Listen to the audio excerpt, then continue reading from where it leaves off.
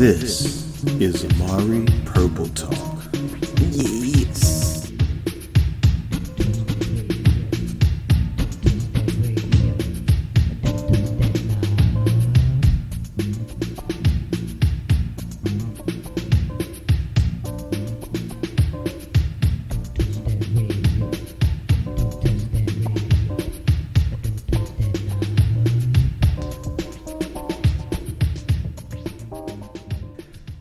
Welcome to episode 62 of Amari Purple Talk, a podcast where I share my thoughts on the Prince musical singularity. I'm Richard Cole, your imagination funk soloist. Thank you once again for tuning in. Please leave your comments in the comment section below, and please download on your favorite podcast platform. If you're listening on YouTube, please like and subscribe. And before we dive into our main topics, we are knee deep into the Prince Twitter thread covering the original remastered album of Sign of the Times. Oh yeah.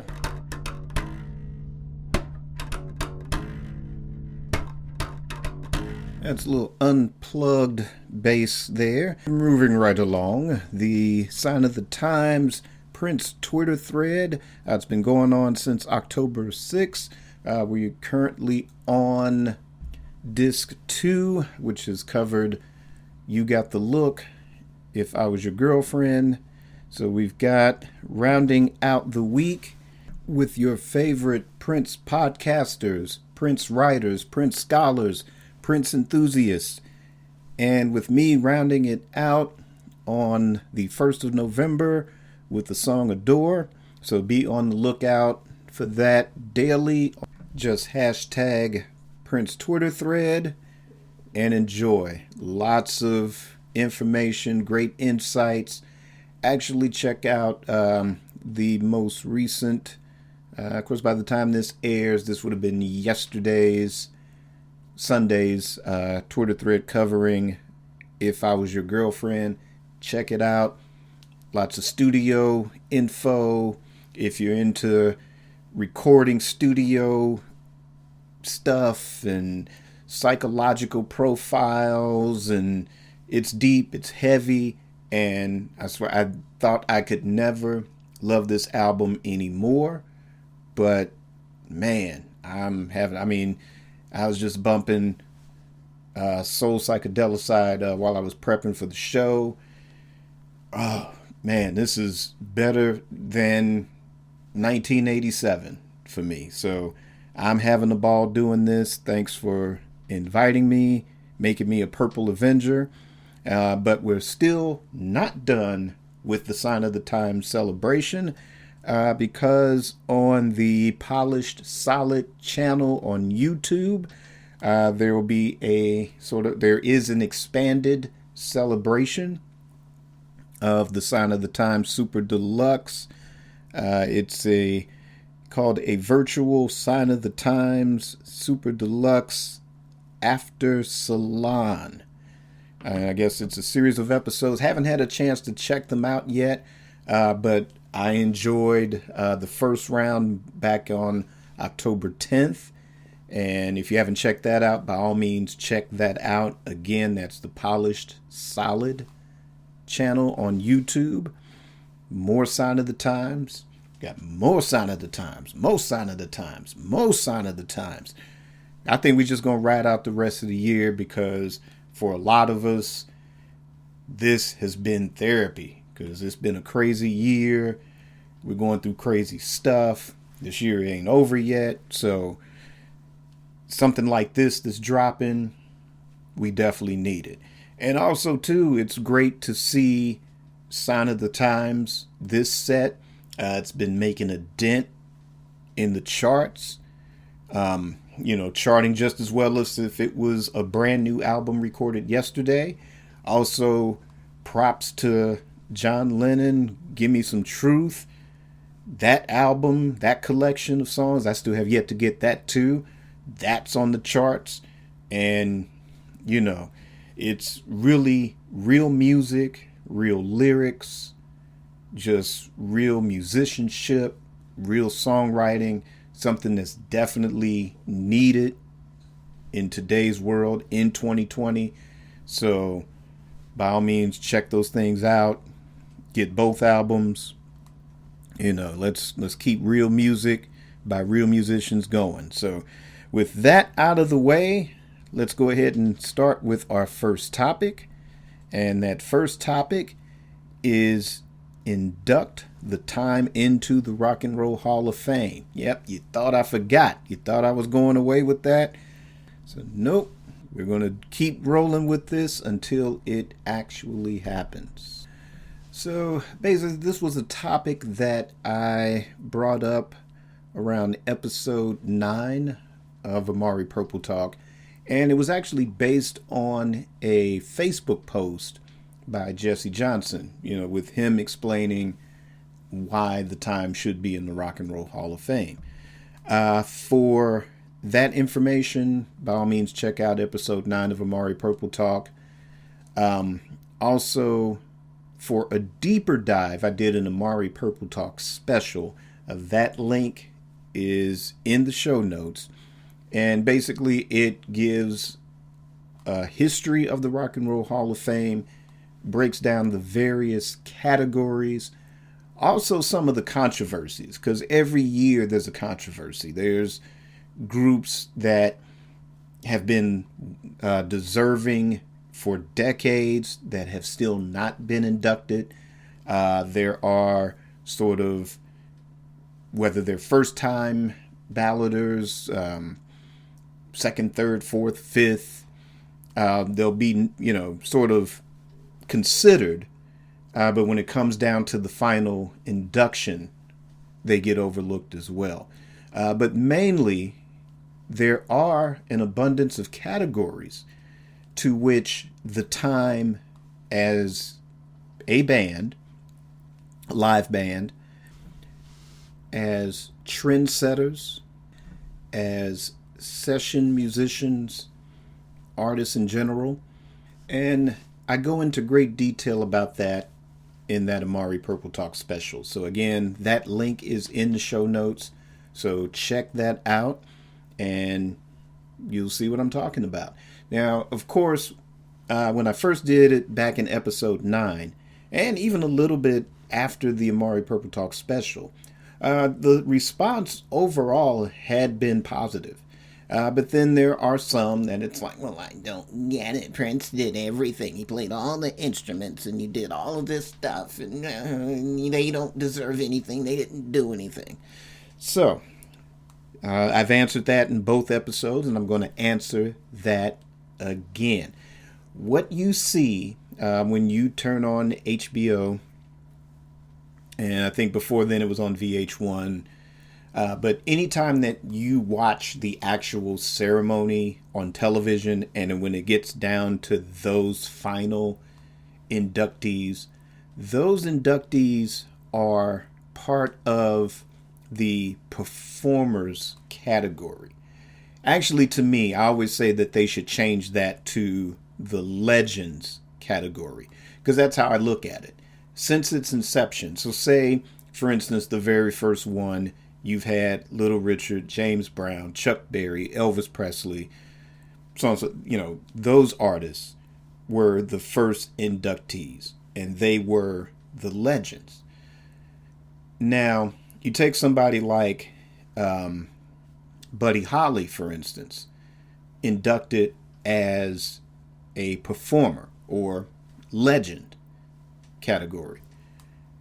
But you also have the Crickets as his backing band, because it was Buddy Holly and the Crickets.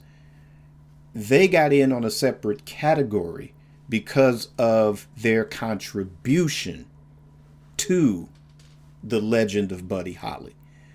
And you can make this same argument for the Revolution as well, that they qualify for induction into the Rock and Roll Hall of Fame based on what they contributed by being the Revolution, whether that was in studio or on stage. Now, granted, when it came down to doing the Time albums, yeah, Prince wrote basically all of the songs, played basically all of the instruments. On a good 80% of that material, Morris Day was on drums. When it got to the Ice Cream Castles album, you had Morris Day and Jesse Johnson. Jesse Johnson was also, I would say, a contributor, and depending on how you look at it, a major or minor contributor to even some of the second album. Because he is credited, if you have the Originals album, he's credited for one of the guitars on Gigolos Get Lonely Too. And basically, getting back to Ice Cream Castles, Jungle Love was Jesse Johnson's song, that Prince helped him finish it off.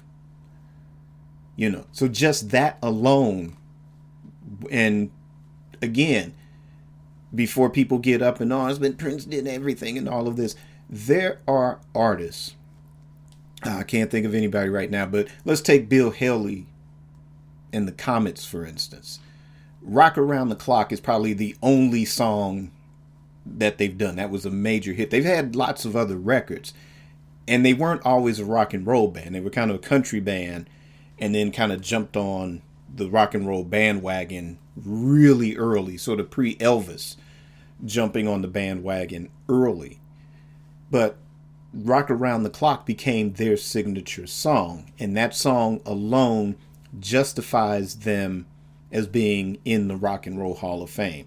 Now, they did do a cover of Shake, Rattle, and Roll, but that was a cover, and the only thing that particular song served was as it was a cover that basically black artists had big hits like, Little Richard had Tutti Frutti, but in those days, black artists couldn't cross over, so you had to get white entertainers like Bill Haley, Elvis, Pat Boone to cover those songs and sell them to the white market. So that's just how things were in those days. It's jacked up, but that's how they were.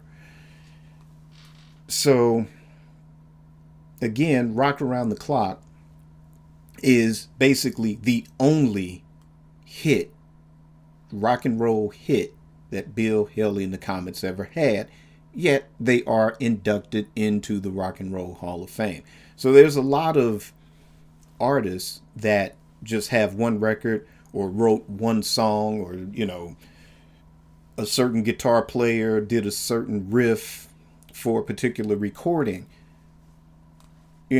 Somebody like, I guess this is kind of apples and oranges at this point, but somebody like Les Paul, who has done more for the guitar, even though he himself was not a rock and roll musician, but has done so much in the innovation of guitar, justifies his place in the Rock and Roll Hall of Fame.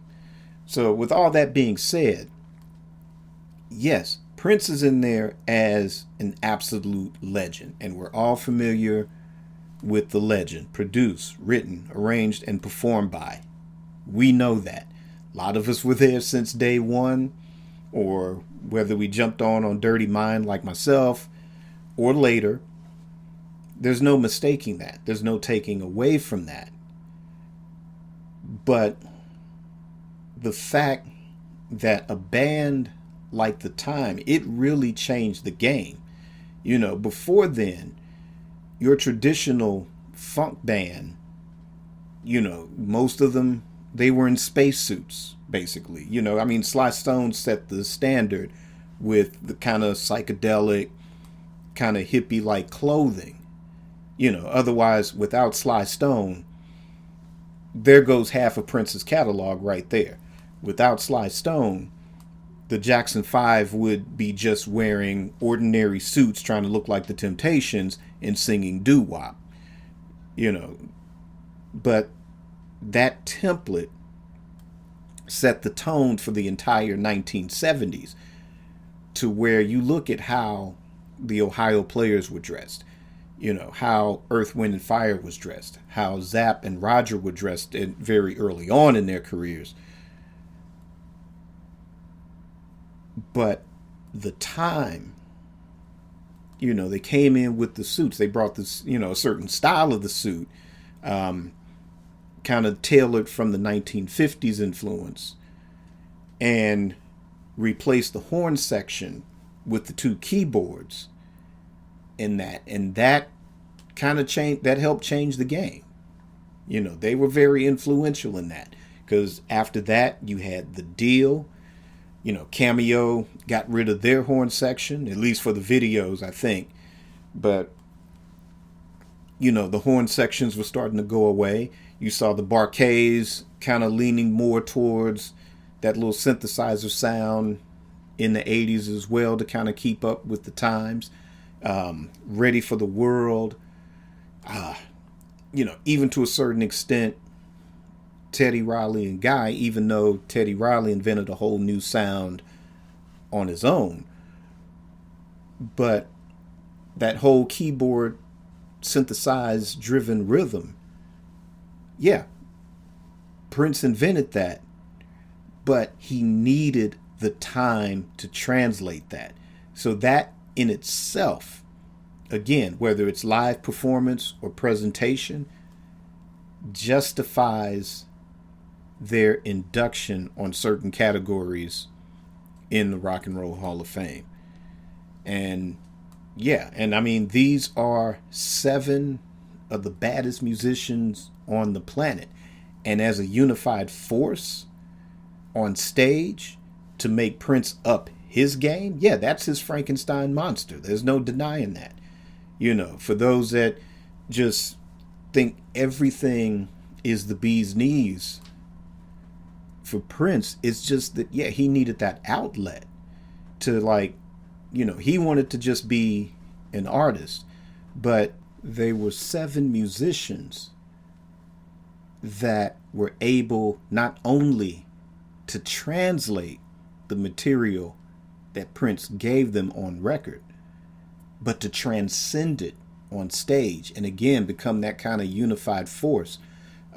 There's an article I read years ago on the psychology of group dynamics.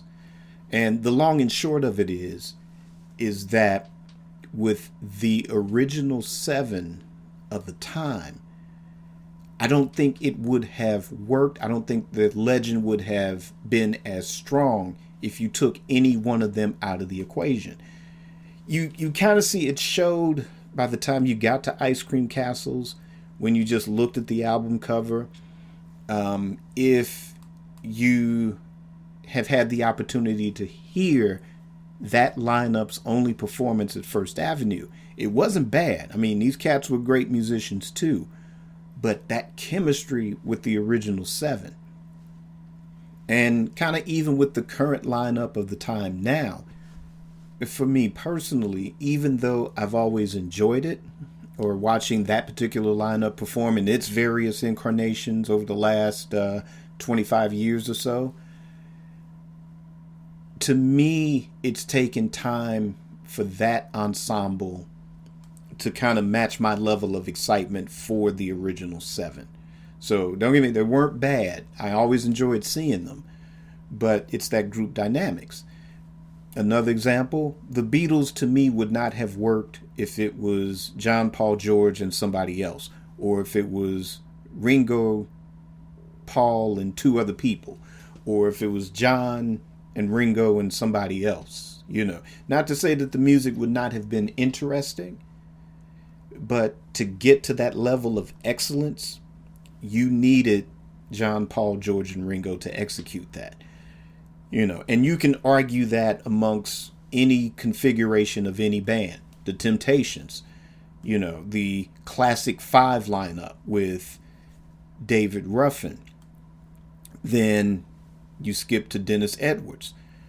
Both were exciting and electrifying as it was, but there are people that prefer the classic lineup. There are people that prefer the whole Cloud 9, Psychedelic Shack era, Just My Imagination era lineup. And then you've had various lineup changes for various reasons. And some continue to work better than others. But what's memorable or what presents a level of excellence is the group dynamics of a certain blending of members. So, with that being said, again, there are categories to which the time as a band or what they were able to contribute as the time to enhance what Prince created makes them eligible for induction into the Rock and Roll Hall of Fame. And that also translates to the revolution as well.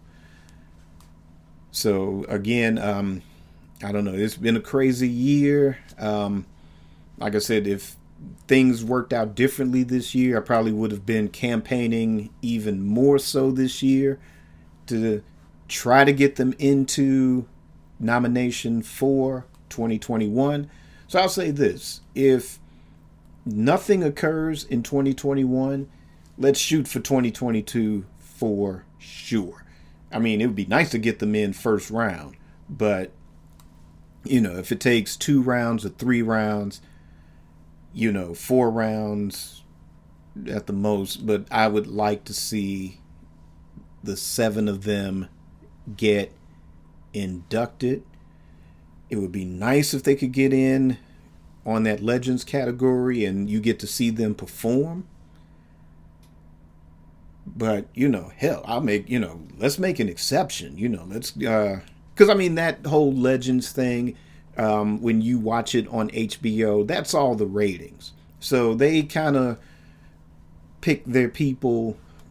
Some of that is ratings, some of it is politics, some of it you can say is a bit rock snobbery about the whole thing. Because like I said, there's a lot of groups that are well deserving, black, white, rock, R&B, funk, country, whatever, that deserve a shot into the Rock and Roll Hall of Fame, but for decades never make it in.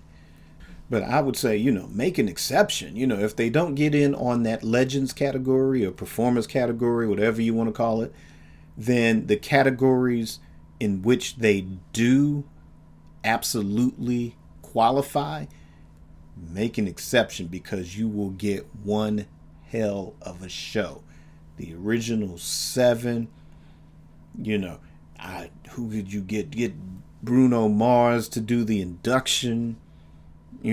Wish I was famous, I'd do the induction, but Bruno Mars, get him to do it. Anybody that, that had an influence or been influenced by the time, I should say.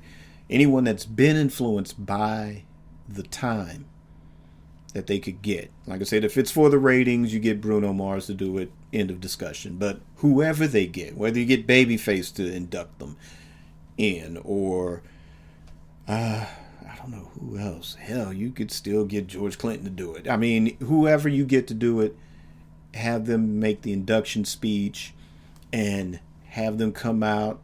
It'll be one of the coolest thank yous in the history of rock and roll for sure.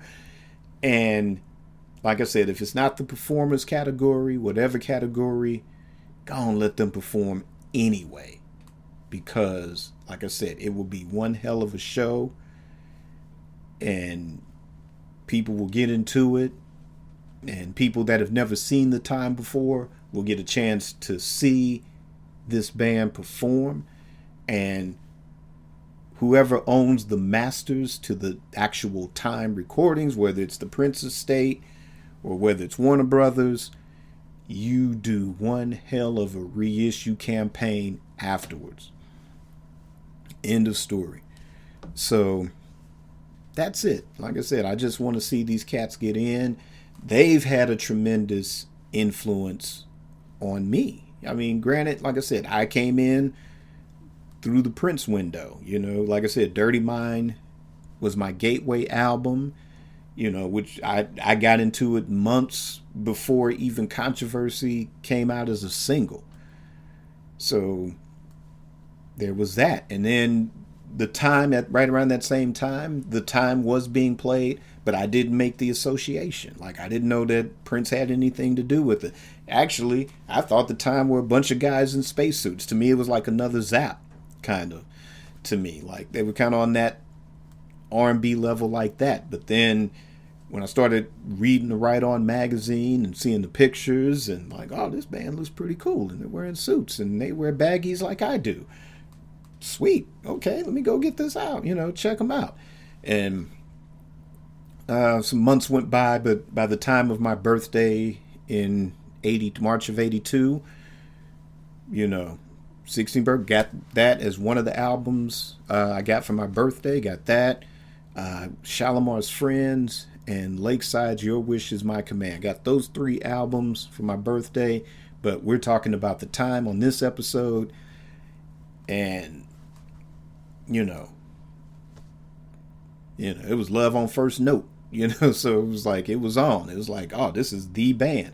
But because they were, like I said, it was a fashion that I could relate to, that was the band. If you lived in the hood, that was the band. Prince was cool, and but he was always, to me, and like a lot of other people, he was always in a class by himself post Dirty Mind.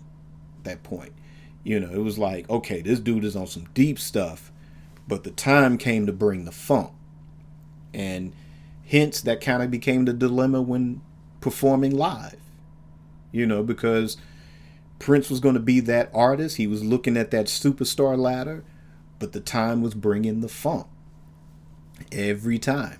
Yeah, so that's it. And again, like I said, check out the Amari Purple Talk special in the time in the Rock and Roll Hall of Fame. That link is in the show notes. But again, what do you think? If you're new listeners to Amari Purple Talk and this is the first time that you're hearing me do this campaign, what do you think? Leave me a comment and let me know your thoughts. And let me go ahead and move on to the second topic. And the second topic is my idea for Prince releases on Record Store Day from this point on.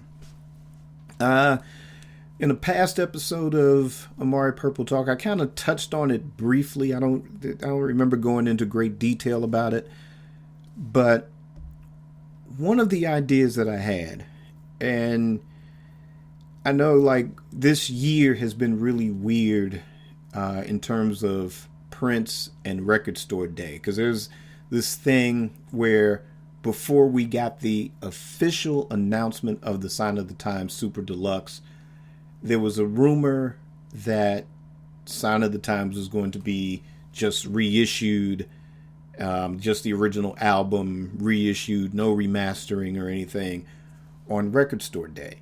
So that particular rumor turned out not to be true. But from what I've been able to put together recently, this Record Store Day, there was supposed to be a Sign of the Times sort of picture disc on vinyl. And again, I don't think that panned out as well. But with that being said, I think with Record Store Day, the Prince Estate has a really great opportunity to try this idea or something similar along those lines. They don't have to do it exactly how I'm thinking about it, but here's where I'm going with this. There is an artist by the name of Martin Hammett. I believe I'm pronouncing that last name correctly. Martin Hammett, who created a series of art prints or illustrations of Prince from For You period all the way up until 2015. And I mean, it's just, actually the best examples are the Prince Hit and Run volumes 1 and 2, which obviously represent those eras very well. So similar illustrations were done for each and every era of Prince. And I don't think that there was a clear plan, at least that we know of, for Prince intending to release an album representing each and every one of those eras. In a way, I want to say I doubt it, but I think Prince thought well enough of the artwork to at least utilize the current configurations for Hit and Run Phase 1 and Phase 2. So with that being said, again, the estate has an opportunity utilizing each and every one of those illustrations as an album cover and to release material representing that era, and only release those things on Record Store Day. Now, they could do it in a limited fashion, say, okay, here's your shot, there's only so many copies, of course, get these on Record Store Day, and whatever is left after Record Store Day, get them while you can, or else they're all gone. Or, I guess they'll stay in print or whatever, or till the last one's sold, or however they want to do it. But it won't interfere with sort of the, sort of tentpole releases, the big blockbuster releases. Meaning that, say, for example, if in, say, 2021, we get from Warner Brothers a Parade Super Deluxe Edition. In addition to, say, whatever Sony has left, because I think they're going to just basically start 2021 off with finishing out these vinyl releases. And depending on when a Parade Super Deluxe is dropped by Warner Brothers, Sony is going to release their official, I'm guessing, I don't have any inside information from Sony, but I'm going to guess that they are going to release some type of compilation, some type of, or maybe start a reissue campaign of some of the original Warner Brothers material that they will have control of in 2021. So say if those two things happen, say next year, for instance, then while that's going on, and while we're spending our purple ducats and purple croutons on those things, then here comes Record Store Day, and the estate has an opportunity to drop something really, really special, and they don't really have to do it in any order. So let's just say, okay, you've got a Parade Super Deluxe coming, and maybe a reissue from Sony covering, say, like maybe they'll drop the For You album, the Prince album, and say maybe Dirty Mind. Okay. Well, of course, Sony's going to make money on that. But then they want to do something special for Record Store Day. So why not do this? Now, say for instance, let's just take the Purple Rain era for argument's sake. Sorry, fans of the later period, but we'll get to you in a minute. But let's just say, yeah, it's Record Store Day, and they really want to, Sony's really, they got control of everything now. And it's like they can't release Purple Rain because Warner Brothers still has it. But here's the thing. It's the Purple Rain era. You want to drop that on Record Store Day. You can really maximize your money at that point. But you have something like, say, okay, the Prince and the Revolution Live, June 7th, 1984, First Avenue. You could redrop that on Record Store Day, but you do a lot better if you keep that, hold on to that, and just release that as a standalone album. So now what you could do is you can either take some material from 1984 that wasn't necessarily meant for Purple Rain, like it could have been recorded after the Purple Rain sessions, or obviously, Sony may at some point might want to do an Around the World in a Day Super Deluxe Edition. So you kind of got some leeway. There may be some tracks in the vault that wasn't intended for Purple Rain, some tracks in the vault that weren't intended for Around the World in a Day. But you can take some tracks and get that illustration from Martin Hammett, Purple Rain era, and release that. It could be an EP, it can be a whole album, but let's just say do an EP. Have 4 or 5 songs, but we're greedy. We want a whole album. So if you can compile a whole album, like say some people are very interested in having a complete family album with Prince's vocals on it. The tracks that he did as the guide vocals. Do that. And 1 or 2, 3, 4 extra tracks. Boom. Put that Martin Hammett Purple Rain era cover on it. There's your Record Store Day release right there. Or, like I said, if you're Sony and you want to hold on to Prince live First Avenue June 7th, 1984 and do a special standalone release of that, then there might be, say, maybe as not a well-known Purple Rain tour concert that was recorded, or a First Avenue show that was recorded, and just drop that using the Martin Hammett cover. And your bases are covered. So you have your big tentpole releases in regards to, say, again, whether, it's Warner's dropping a Parade Super Deluxe. Like I said, Sony's going to have the majority of the marbles with the classic material, and they're going to be anxious to start making money on that and definitely really getting a return on their investment that way.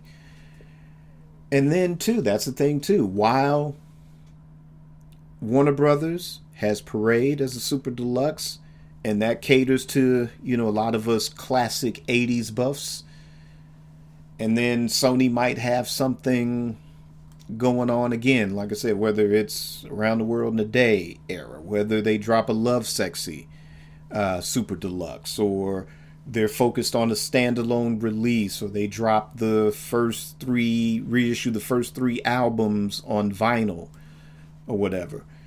Then for a lot of the people that are fans of the later eras, so then you can take maybe the Martin Hammett illustration, say, cover in Musicology, or the Rainbow Children era, or, something around 2010 era, and taking vault tracks, or, again, certain concerts that were recorded, but again, you kind of want to leave your more historic ones for either box sets or standalone releases, and especially a video as part of it. Then they're going to want to maximize their money on that. They don't want to do like a limited thing with that. But you can take something that may be a slightly lesser known, say like if Sony does like a new tour CD and DVD of, say, the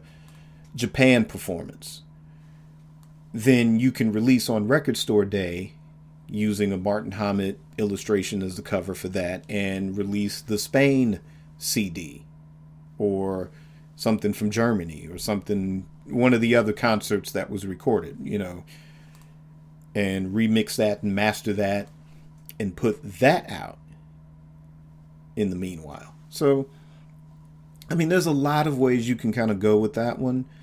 But again, like I said, to me, because I think really in addition to what was done last year, which I really enjoyed, was the His Majesty's Pop Life release on vinyl.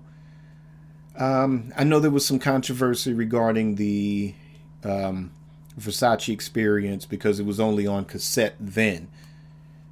But again, that's a whole. I've done several episodes on why that exists and why we have it in our hands and not the gold experience. But that was something still with the Versace experience, regardless if it was on cassette or CD or whatever. Yeah, that's something that you would want to release on Record Store Day. But I do feel that when it comes to something like that, you know the Prince, you should do something special for it. You know, you see all the other artists come out with. I really didn't pay attention to this current Record Store Day. Only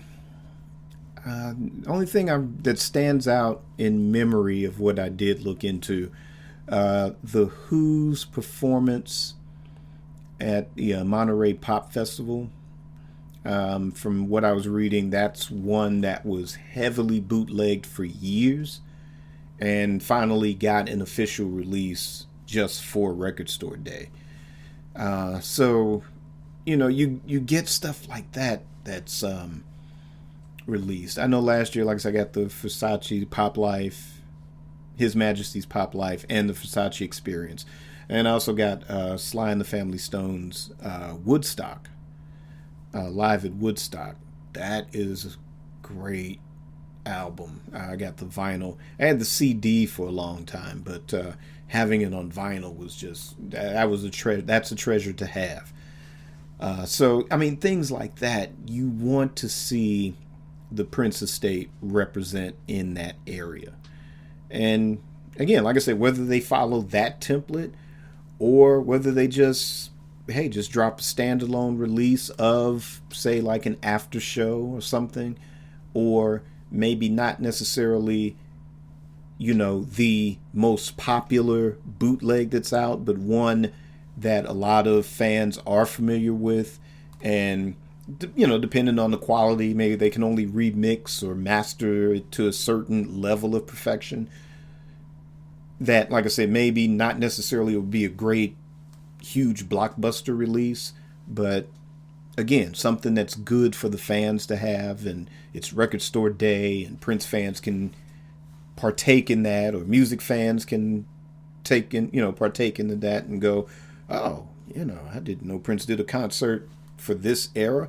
Well, let me get that, you know, or just an album of vault tracks, you know, something again that may not have been necessarily for a particular album,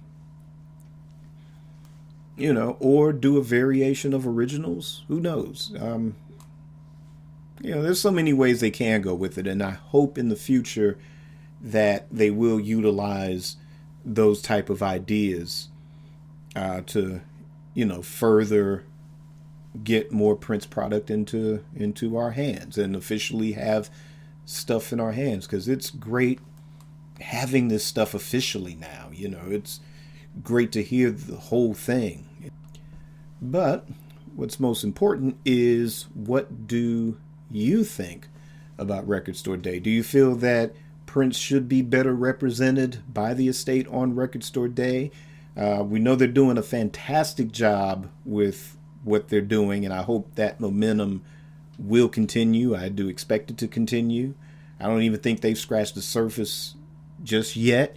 So it's like, wait till 2021, but we'll talk about that on another show. But what do you think about the Record Store Day representation? Leave me a note or a comment and let me know your thoughts. And with that, we're going to move on to our final topic. And this is going to be a spoiler review of Brownmark's book, My Life in the Purple Kingdom. And again, I know when it comes to biographies, you know, with the diverse number of Prince fans out there, you know, from one side, like myself, there's a level of excitement. Because for me, I enjoy these things when it comes to musicians. You know, Of course, learning more about their life, the good, the bad, and other stuff. But mainly for me are the anecdotes, what happened on this tour, what happened while making this album. Oh, this is how this song came about. Oh, this is what happened after this song came out or this album. And, why did it work? Why didn't it work? What was the mindset? What derailed here? What, made them even more popular or more legendary? So, and then there are a lot of people that, look at it as like, oh, these are disgruntled people, whether disgruntled fan or disgruntled journalist or disgruntled musician, or, this is another like Albert Goldman piece. They're just making stuff up type of a thing and prefer not to talk about stuff. Well, this book, I look at it like this, that Prince is an artist that basically went above and beyond to create such a level of mystery and mystique that we are not going to get the entire picture. This is going to be kind of, it kind of drifts into Mozart territory. And with Mozart, it was the thing of not basically how he lived his life, but how it ended for Mozart. Because again, it's one of those things, there's conspiracy theories out the wazoo about that. And I think Prince overall, not only do you have that aspect of it when it comes to the end of his life, but there's all these different layers to dissect, to where these books, it's almost like CSI, where now we're getting these books and trying to connect certain dots with it. And that's just going to be the unfortunate thing, because this was not a John Lennon, this was not a Marvin Gaye, people that were either they were so transparent when they weren't making music and forthcoming and upfront and honest. They were darn sure upfront and personal when it came to their music. In other words, you got what they were feeling at that particular moment on any given song, with at least those two, but you're not going to really get that with Prince. It's like you're going to have to also dissect the mysticism of the records. Sign of the Times, for example, is one where, I have a different perspective on it now than I did when I was 21 in 1987. It was a great album, but to me, looking back at the history of it and what we're learning about it now, it's a whole different thing. So with all of that being said, with the Brownmark book, again, it's another layer. It's another perspective. And it's really him telling his story. And the thing about it is that it's because part of his story is being Prince's bass player. That's going to come into the equation, and his experiences, working with Prince, as a friend, as, employer-employee relationship, and a lot of times dealing with situations where it's not friend business, it's the music business. And yeah, to me, this was a more, I guess, it flowed better for me than the Neil Carlin book. Thanks for everybody for checking that episode out. Thanks for all the responses regarding that as well. Yeah, I get a lot of the negativity on it as well. I personally struggled with it. But again, check out last week's episode for that story.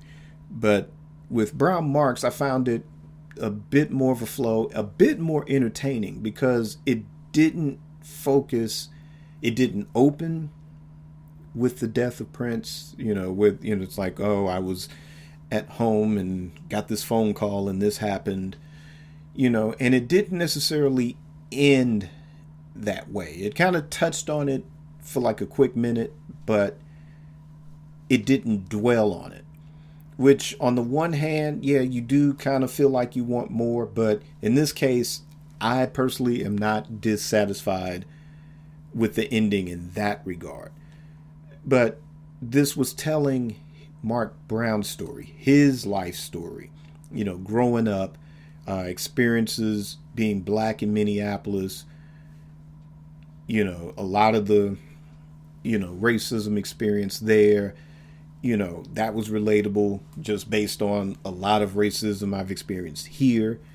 I get that and understand that and was able to relate to it. And to, I guess when, somebody that's famous and they're relating that story, you see that they're human beings and this is what they've gone through.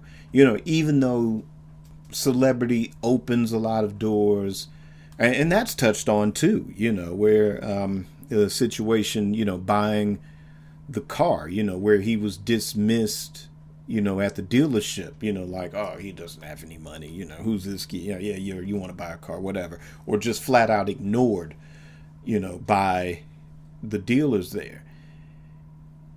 And once they realize, oh, he has the cash to pay for this thing, then they were trying to roll out the red carpet. It's those things to where it's telling a human story in that regard. And those type of stories, it's like that, just the life of a rock musician, it's like, it's the whole thing. It was the sex, drugs, rock and roll. Those are exciting stories. And again, it wasn't a trash piece. I didn't look at that as being a trash piece throughout. It's like I said, it's telling his story, his experiences, what he went through. And like I said, a lot of it was like, at this moment we were friends. At this moment I had these expectations and was let down. And again, like I said, it's the music business. It's not the friend business. And to me, that, I think, looking back, if, kind of to me, there were books that came out about Prince that, they were just kind of like these pieces. I don't know. I think Nelson George wrote one, and this is back in '84. There was that John Breen book. And, they were just sort of, I guess journal, they weren't great works of literature for that. It was just like, oh, here's a book about Prince. And, when there was the mystique, when that was in full force, in 83, 84, 85, we just like ate it up, and we got some things that now are considered sort of Prince canon. There's other things that have definitely been debunked, like his, the race of his parents and stuff like that. All that's now thrown out the window because now we know, But, the first one to me was the first sort of real Prince book was called A Pop Life. It's one I still have now. And it's kind of one of those, like 5 Prince books you must have on your shelf. To me, that's still one of those you have to check out. Like I said, again, there's a lot that we know now that we didn't know then. There's a lot where, like I said, certain people, they were disgruntled at the time, but, either Prince ended up giving them a job later or whatever. But to me, that was sort of one of the real books. But back then, reading that, it's kind of like, well, here's a guy that's supposed to be a whatever, professional biographer or whatever, interviewing the musicians and sort of just regurgitating the story. But the thing that I think I wanted to hear was man, I wish so and so would write a book, or so and so would write a book. But then you had the non-disclosure agreements in full, being enforced religiously at that time. So it's like, it's unfortunate that these set of circumstances had to happen for these people to start telling their stories. But it's their experience. And, there's some people where it's obvious that they're so disgruntled that they're not painting an honest portrait. With Brownmark, I think this is an honest portrait. To me, he's telling a very honest story. This is somebody, you're 18, 19 years old, you're fresh out of high school, and now you're playing with one of the biggest artists on the planet. Your first day on the job, you're opening up for the Rolling Stones. You dealing with a cat that's telling you, oh, we're going to go far. We're going to do this, and we're going to make this amount of money. We're going to do this together. Just hang in there and stay with me. And it turns out to be the same old story that a lot of artists, a lot of major artists have been taken through the ringer. Promised that, oh, you're going to get millions. And then you get a check. He was lucky to get a check for $1,500. There's that classic New Edition tale where their first tour, they were promised all this big money and was only given $1.98 each as a check. Again, it's not friend business. It's the music business. And like I said, those stories, those are, cautionary tales. If you're still, if you're young and you're still trying to pursue a career in the music business, I don't care if you, an actual musician, if you're doing hip hop, whatever, R&B, rock, country, punk, whatever. These are cautionary tales. This is what you look out for. And again, not everybody gets to be a John, Paul, George, and Ringo in this game.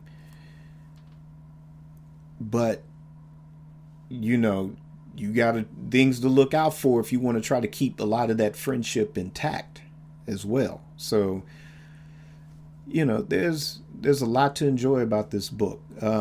Like I said, it flows better than the Neil Carlin book. To me, it has a beginning, middle, and end. It's in chronological order. It doesn't jump back and forth.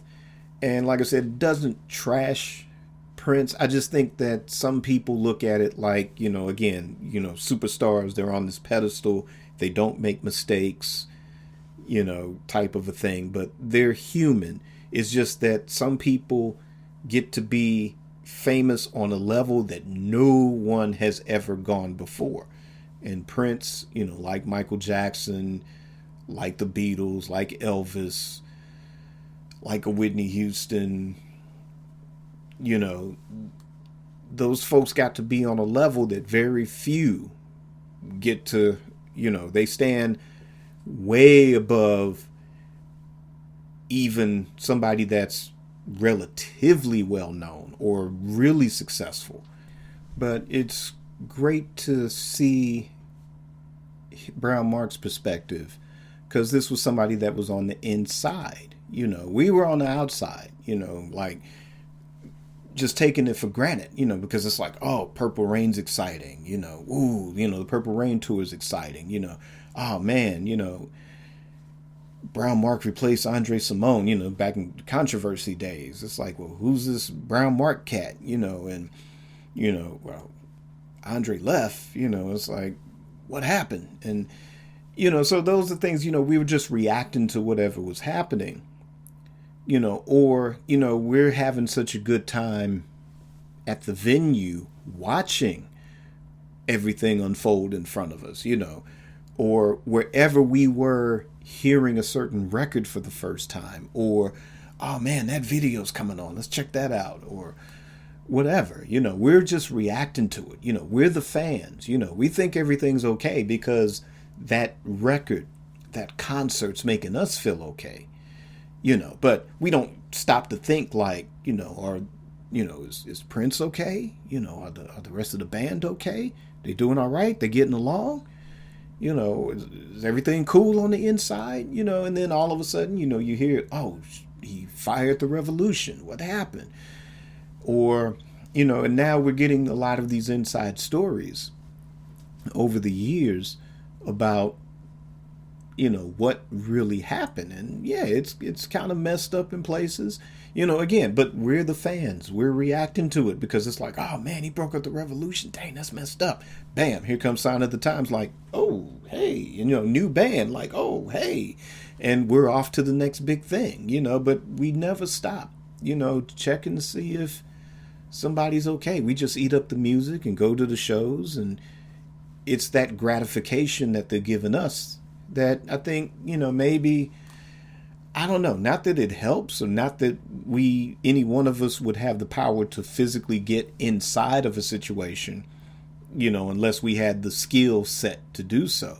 But then we'd have to hold on to our own humanity because, none of us have been famous before or been around famous people enough to deal with what comes at you. You see there's an anecdote where, Brownmark dealing with groupies, there's no training manual for that. There's not like the NBA where it's like, your rookie year, they sit you down and go, okay, this is where you're going to be making a lot of money. And these are the things that are going to be coming at you. You don't see a lot of that with basketball as much as you do, say, football or whatever, where there's always trouble. There's always drugs. Very few times in basketball that happens. But because they, as an organization, it's like, okay, you're in the NBA. This is your rookie year. This is what you're going to run across. And if you want to remain in this league, this is how you are going to have to learn how to deal with it.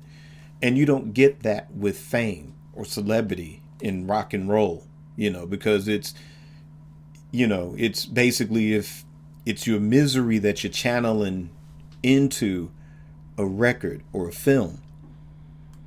And then all of a sudden, you're dealing with the record label that's profiting off of you, unless the drugs are eating you up so bad that it's like, oh, now you're going to be an economic liability.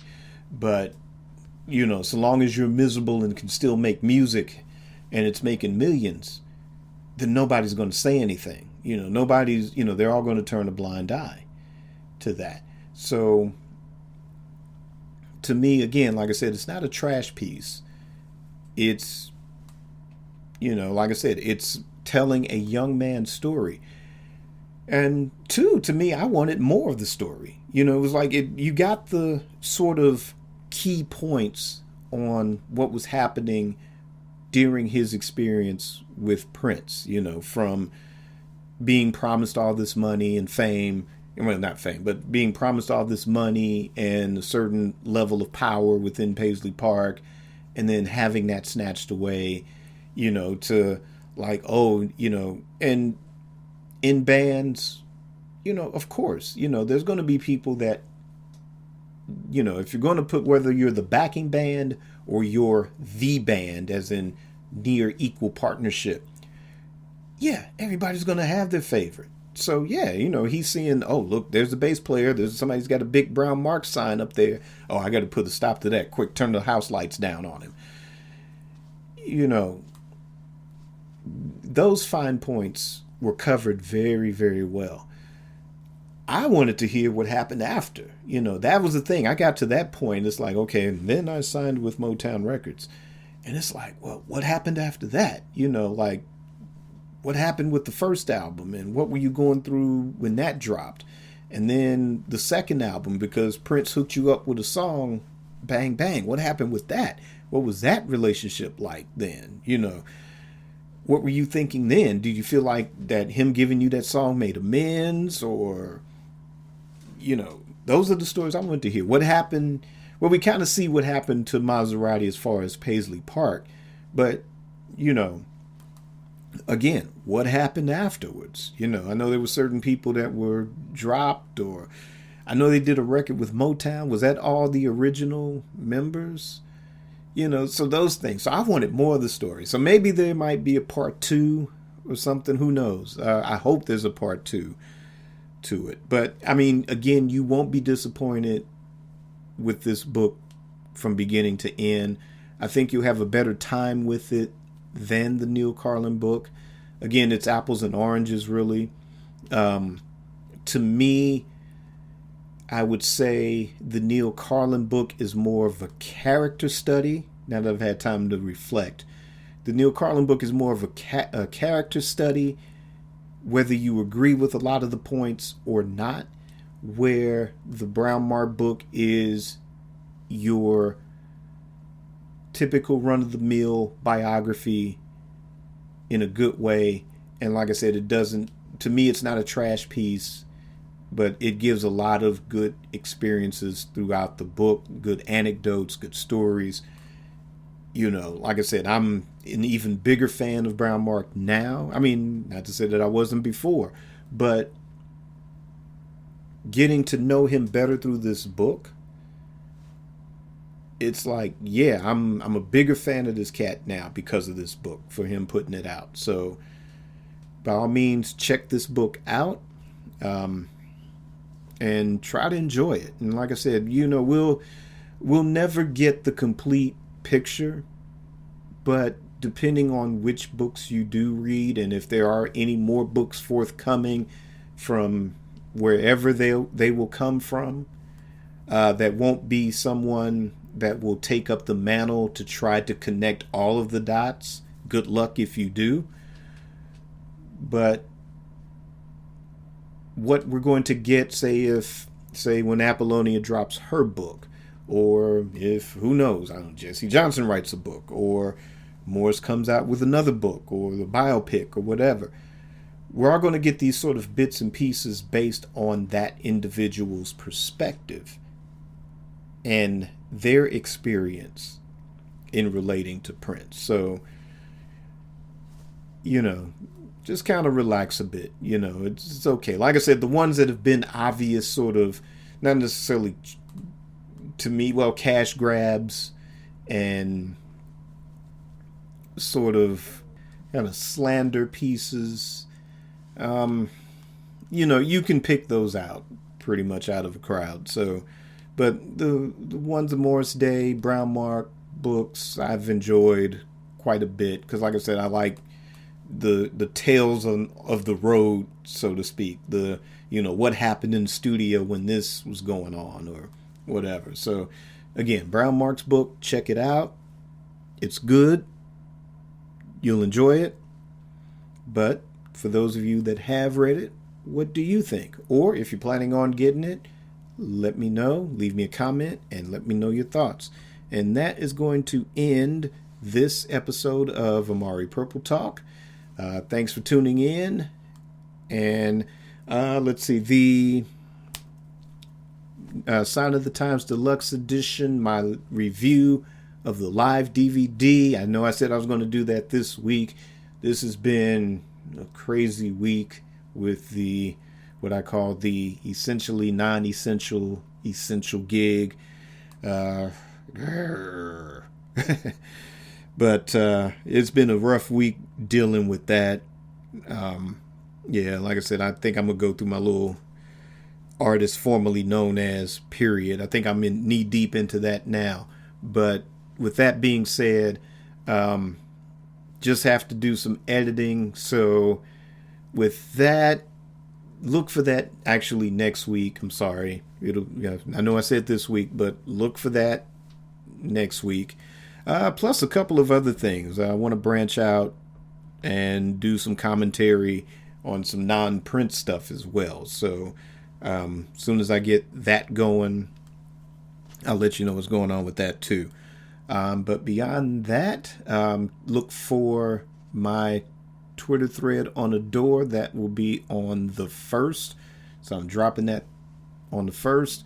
I'm almost done with it, actually. Kind of halfway through it.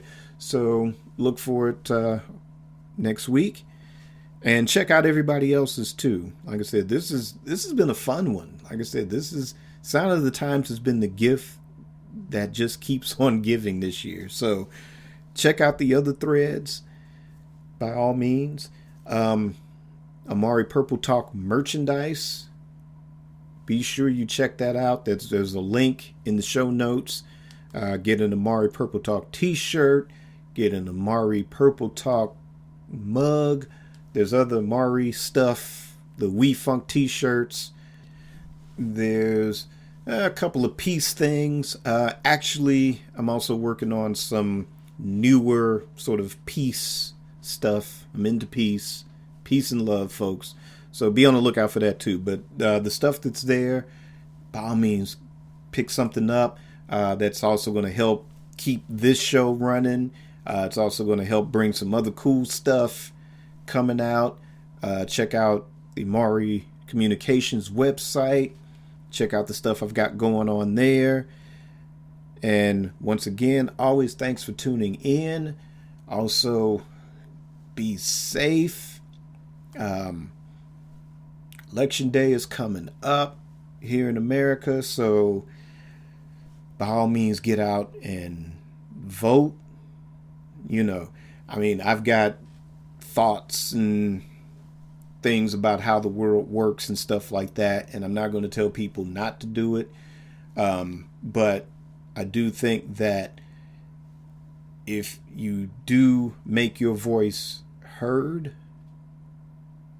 then we can kind of change some things. You know, it's just that simple. But it's not just enough just to go and just put a vote in. You got to hold people accountable for it. And that's what it comes down to. It's not enough just to say, well, I'm going to do this and hope that they get it and hope that they do it. It's that they have to do it. And if they don't do it, then we have to say something about it then too. And fortunately, a lot of us have platforms to which we can shout that from the rafters and say, look, you know, we like people to get along and be treated fairly, you know, with compassion and peace and love. So that's my soapbox for today. But other than that, folks, thanks for tuning in. And always be safe, keep it purple, and on the one.